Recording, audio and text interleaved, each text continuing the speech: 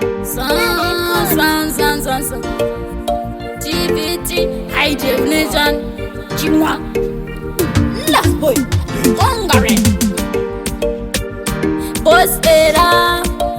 Muko maganzi Muko madola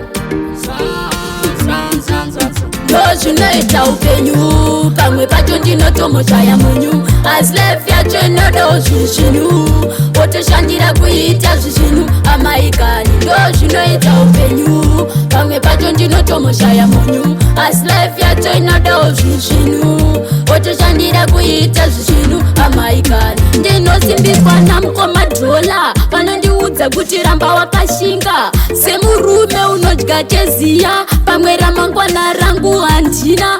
handidi kuromba handidi kubata magora pamwe chete unouraya hama wosara uri wani wotopiswa nazvo zvinoita upenyu pamwe pacho ndinotomoshaya munyu asi life yacho inodawo zvinhu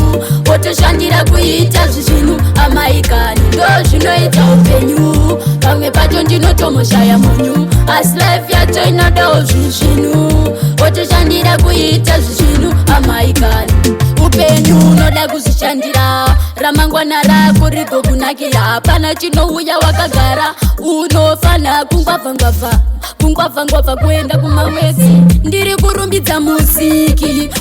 akandisika kuti nhasi ndive panyika musiki akakosha ndozvinoita upenyu pamwe pacho ndinotomoshaya munyu asi life yacho inodawo zvinhu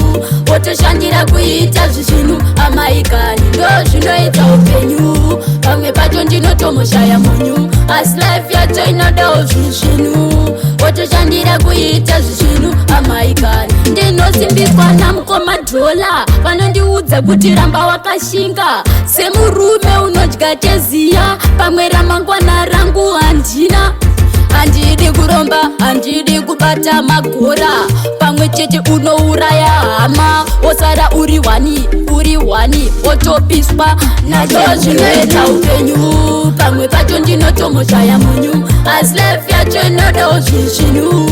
wotoshandira kuita zvinhu amaikani ndozvinoita upenyu pamwe pacho ndinotomoshaya munyu asi life yacho inodawo zvinhu wotoshandira kuita zvinhu amaikani ndozvinoita upenyu